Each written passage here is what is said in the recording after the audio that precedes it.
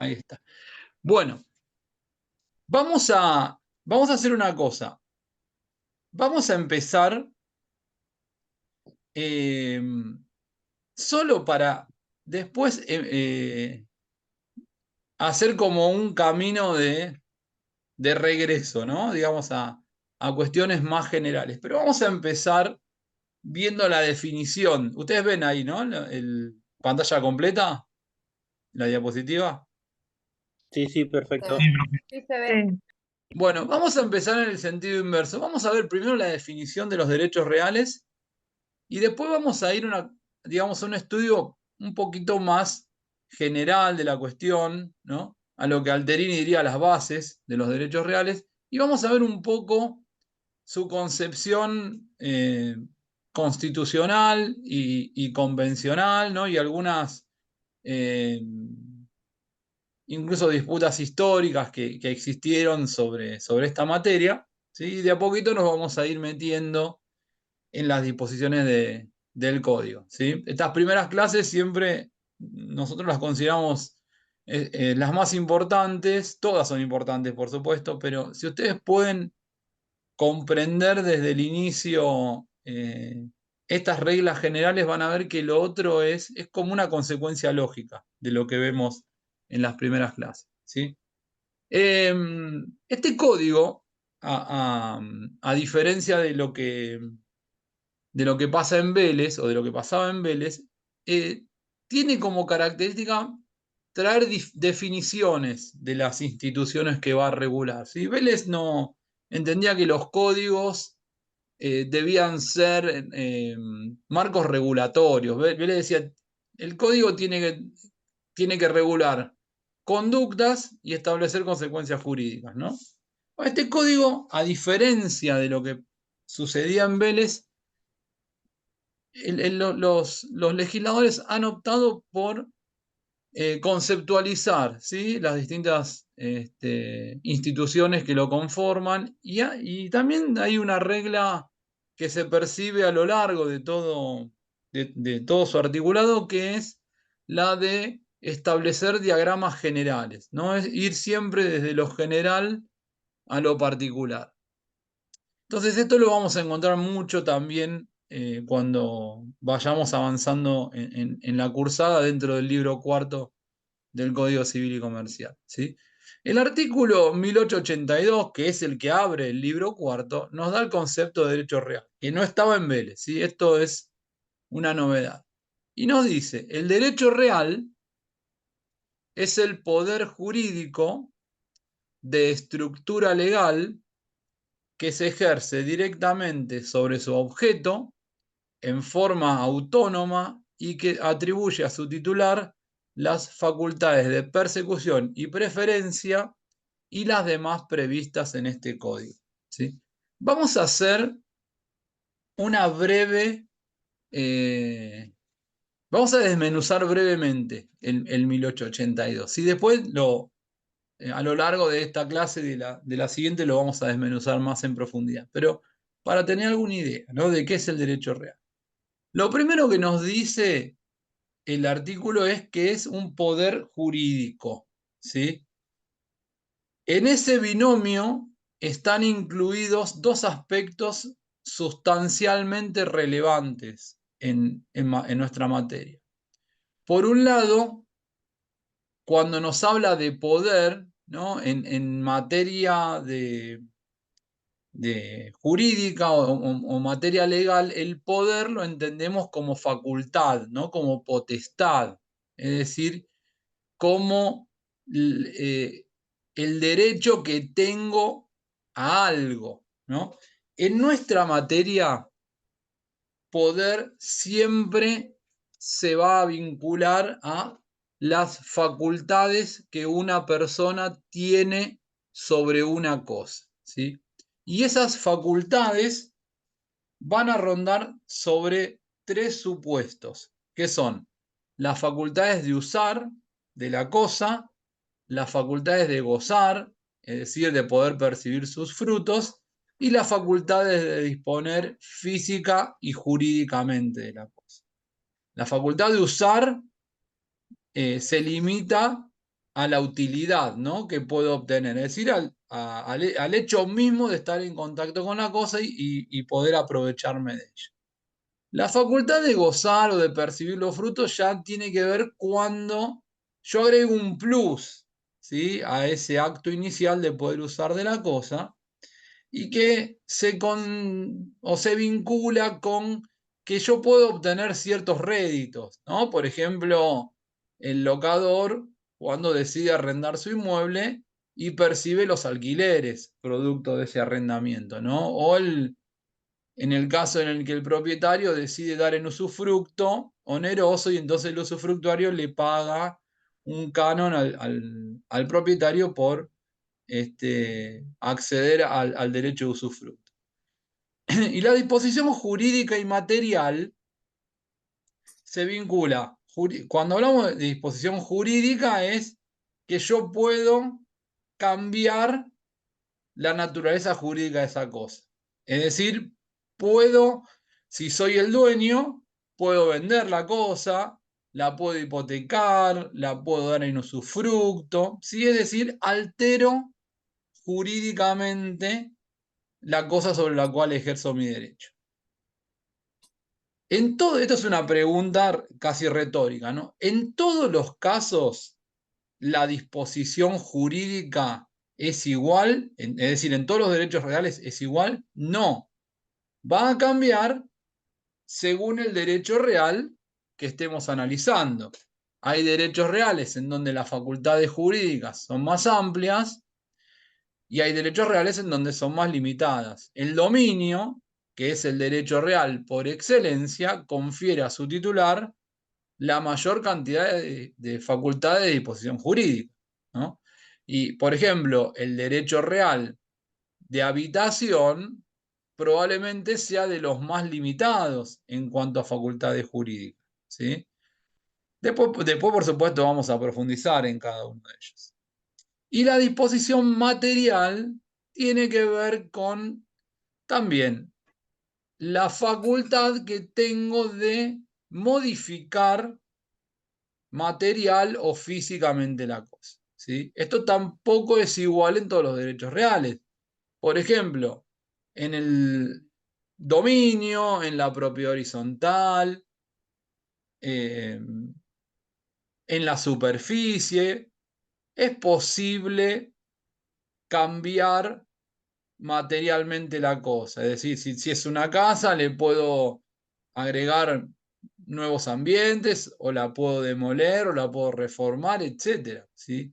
Y en otros derechos reales esto no es posible. Por ejemplo, el derecho real de habitación solo le permite al habitador residir o morar en el inmueble, pero no puede introducir modificaciones materiales, ¿sí? Entonces, esto también va a variar según el derecho real que analicemos. Decíamos que esto se vincula con el poder. Pero también el 1882 nos habla de que este poder es jurídico. ¿Por qué es jurídico? Porque proviene de la ley, porque proviene de una regulación establecida a través de una norma o de un grupo de normas sancionada por el Congreso Nacional. ¿Qué significa esto? Que esas facultades que yo tengo sobre la cosa solo pueden ser ejercidas de conformidad con lo que establece nuestro ordenamiento. Yo no puedo hacer algo distinto de lo que marca la ley, ¿sí? Por ejemplo, el dominio es como yo les decía, es el derecho real más amplio de todos. Sin embargo, si yo soy propietario de un inmueble que está cercano a un aeropuerto, va a haber una ley especial que me va a decir: usted no puede construir por encima de determinada altura, ¿no? Por supuesto, para que los aviones puedan despegar y aterrizar sin, digamos, poner en riesgo digamos, a los propios pasajeros y a los habitantes del inmueble linderos al aeropuerto, ¿no? Y después, también en el caso del usufructo, pongo ejemplos, ¿sí?, para que se entienda esto. El usufructo es un derecho que me permite usar y gozar de una cosa. Pero el código me va a decir con tal que el usufructuario no altere la sustancia de la cosa, ¿sí?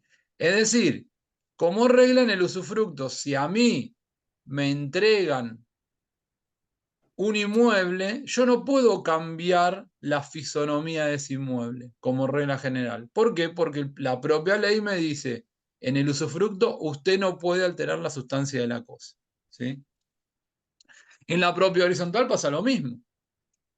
Cuando una persona adquiere un departamento en un edificio, ¿puede modificar materialmente el departamento? Sí, pero internamente. ¿Sí? Si, por ejemplo, era un matrimonio con 2 hijos y, y los hijos crecieron y uno de ellos se casó y se fue a vivir a otro lugar, bueno, pueden digamos, permitir que el hijo que queda viviendo con el matrimonio tenga una habitación más grande, demoler una pared que dividía los dos ambientes para que ese hijo tenga ahora lo que antes eran 2 habitaciones, una sola y más grande. Pero a la vez, nuestro código no le permite al propietario de un departamento ampliar la superficie de ese departamento. Si es un departamento de 45 metros cuadrados, yo no puedo, en principio, extender la superficie a 50 metros. ¿Sí? Entonces, la disposición material se vincula con esto. ¿Sí? El 1882 continúa diciendo que ese poder jurídico se ejerce directamente sobre su objeto. Y acá viene lo que señalábamos al principio. Hay un vínculo directo entre una persona y una cosa. La propia definición me lo dice. ¿Sí? Es un vínculo directo e inmediato entre una persona y una cosa. ¿Por qué decimos que el objeto de los derechos reales son las cosas? Porque el artículo siguiente, al que todavía no llegamos, nos va a decir como regla general en 1883 que el objeto de los derechos reales son las cosas. ¿Sí? Y si vamos al artículo 16 del código, vamos a ver que define a las cosas como todo objeto material susceptible de tener un valor. ¿Sí? Por ahora vamos a detenernos acá en cuanto a la definición. ¿Sí? Tengamos claro esto. En los derechos reales hay un sujeto, que puede ser una persona física o jurídica, que tiene un poder jurídico con el alcance que le hemos dado y que ese poder jurídico lo ejerce directamente sobre una cosa, como regla. ¿Sí? Relación directa e inmediata entre una persona y una cosa. ¿Sí? A partir de acá, decía, vamos a volver a cuestiones un poquito más generales, ¿sí? O más básicas que son importantes conocer. ¿Sí?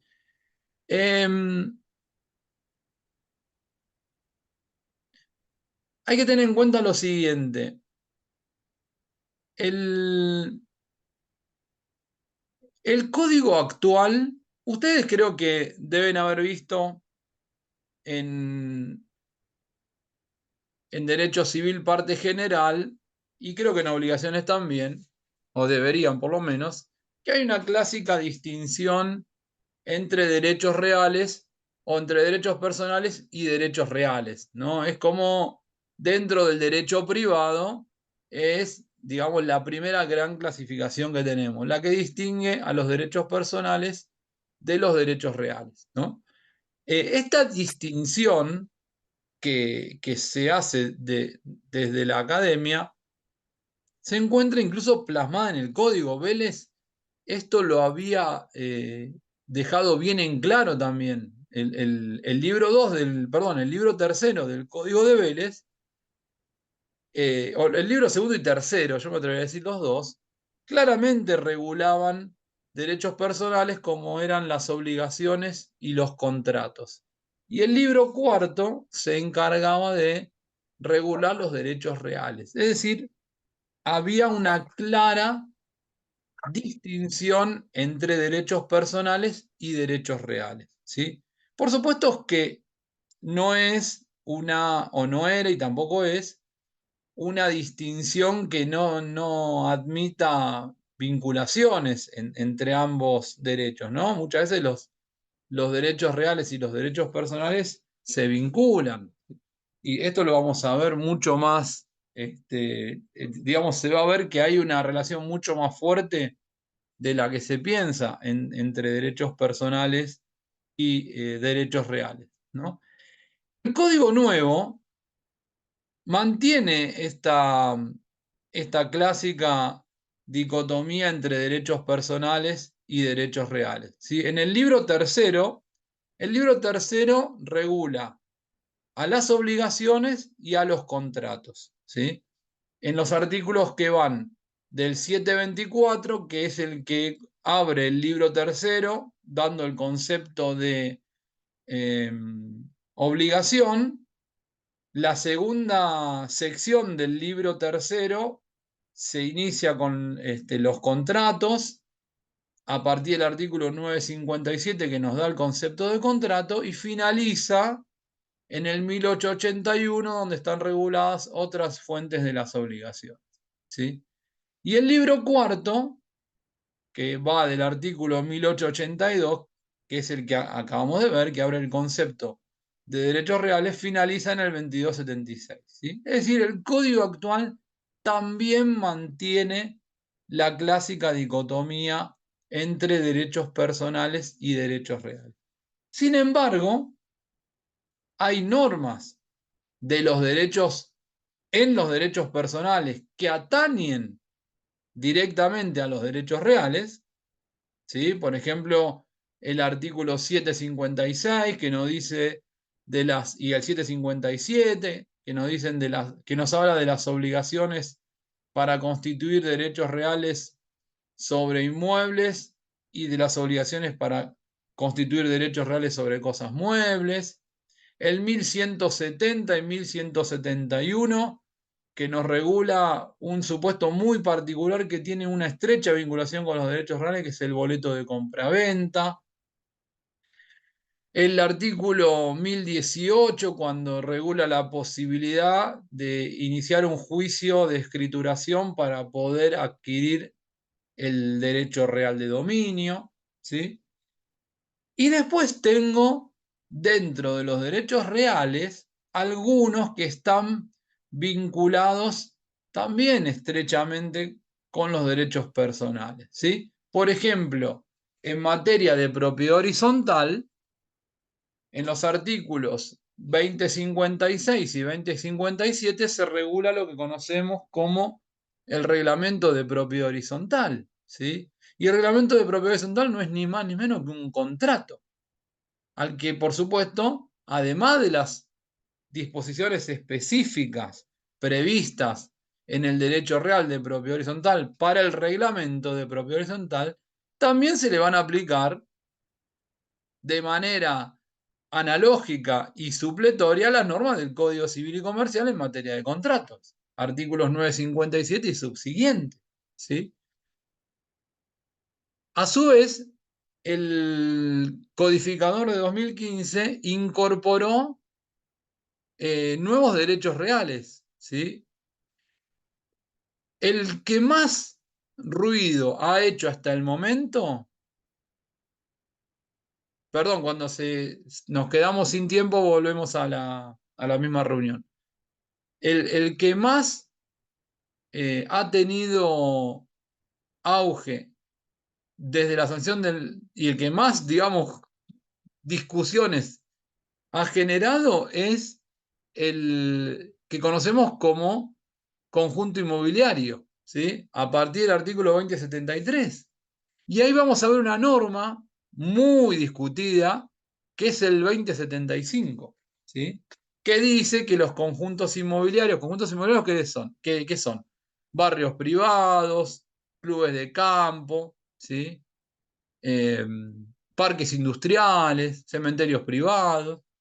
Y el 2075 dice, los conjuntos inmobiliarios preexistentes, como antes de 2015 no podían los barrios privados constituirse como derechos reales porque si no lo permite la ley no es posible, los conjuntos inmobiliarios preexistentes que estaban configurados como derechos personales, habitualmente como asociaciones civiles y como sociedades anónimas, ¿sí? Deben adecuarse a la normativa del derecho real de propiedad horizontal. Fíjense qué vinculación. Eran derechos personales y a partir de 2015 deben adecuarse a determinadas disposiciones de los derechos reales, ¿sí? Y ni hablar de los conjuntos inmobiliarios que se constituyen a partir del 1 de agosto de 2015.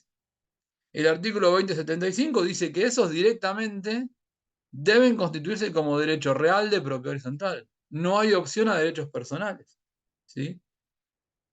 En materia de dos supuestos en particular de los conjuntos inmobiliarios, como son los cementerios privados y el tiempo compartido, el código dice que la relación entre el propietario de una parcela y el administrador del cementerio privado y ante el adquirente de un tiempo compartido y el administrador del tiempo compartido se le aplica la normativa de consumo. Ley 24240 más las disposiciones que el nuevo código trae en materia de contrato y relación de consumo entre los artículos 1092 y 1167, si mal no recuerdo, del código.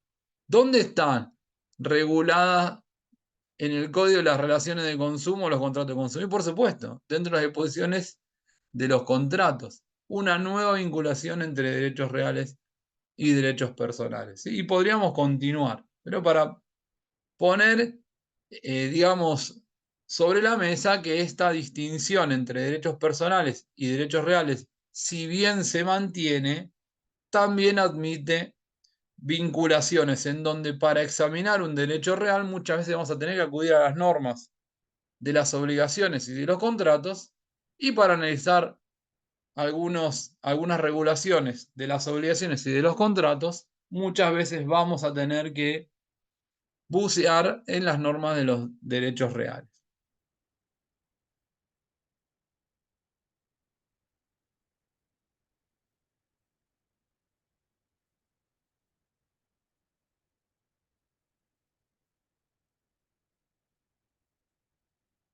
Bueno, un dato muy importante. El código, vieron que yo les había dicho que hay vinculación entre derechos reales y derechos personales y viceversa. Pero hay algo, yo diría que esto es mucho más profundo, porque el artículo primero del Código Civil y Comercial y el artículo segundo, agregaría también, establece que las normas del código deben ser interpretadas conforme con la Constitución Nacional y los tratados de derechos humanos en los que la República Argentina sea parte. Y esto no es, digamos, algo que es producto del ingenio del codificador de 2015. Esto viene porque hay una imperatividad constitucional en que sea de esta manera, ¿sí? ¿Por qué? Porque ustedes ya cursaron constitucional o derechos humanos. Bueno, recuerden que eh, la reforma constitucional del año 1994 incorporó en el artículo 75, inciso 22, a los tratados de derechos humanos con jerarquía constitucional, ¿no? Lo que incluso llevó o lleva a varios autores a decir que en realidad tienen estos tratados incluso jerarquía supraconstitucional, ¿no? Si lo interpretamos en función del artículo 31 de la Constitución, los tratados de derechos humanos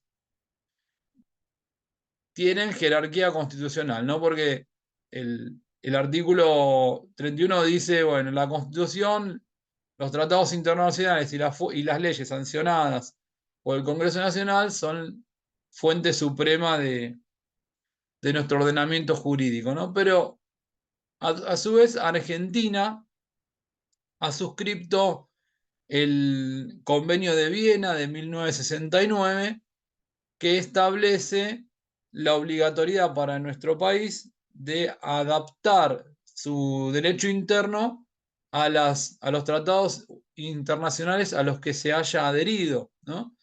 Y el propio Convenio de Viena establece que en caso de incumplimiento, Argentina tiene responsabilidad internacional por no hacer esa adaptación. Y esto, digamos, ¿qué vinculación tiene entre, dirán ustedes, entre, digamos, los tratados de derechos humanos, la Constitución y los derechos reales? Bueno, mire, por citar solamente algunos aspectos.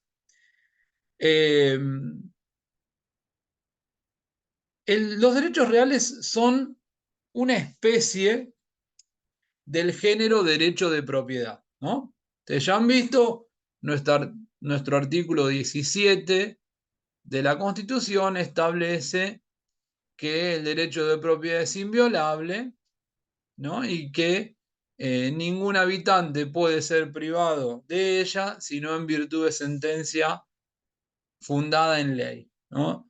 La Corte, en un fallo muy antiguo de 1925, en la causa Blanco Emilio, dijo que la propiedad es todo aquello, todo bien apreciable que detenta una persona fuera de su honor y de sus derechos personalísimos, ¿no? Entonces, dentro del género propiedad, donde también entran los derechos personales, los derechos intelectuales y demás, también ingresan los derechos reales, ¿no? La Corte Interamericana de Derechos Humanos, interpretando el artículo 21 de la Convención Americana de Derechos Humanos que regula y protege el derecho de propiedad, dijo que los estados parte, perdón, deben adoptar decisiones que en el menor grado posible afecte el derecho de propiedad de sus habitantes, ¿no? Ahora, podemos examinar el derecho de propiedad desde muchos ámbitos, ¿no? Podemos analizar el derecho de propiedad liso y llano, ¿no? Es decir, desde lo que podríamos hablar un supuesto de expropiación, ¿no? Donde solamente puedo ser privado de la propiedad cuando una ley previa declarada de utilidad pública y mediante una indemnización previa me sustraen de un bien de mi patrimonio, ¿no? Ahora, la propiedad también puede ser entendida en un contexto mucho más amplio, porque, por ejemplo, Argentina ha suscrito tratados internacionales que protegen la perspectiva de género, ¿no? La Convención Internacional para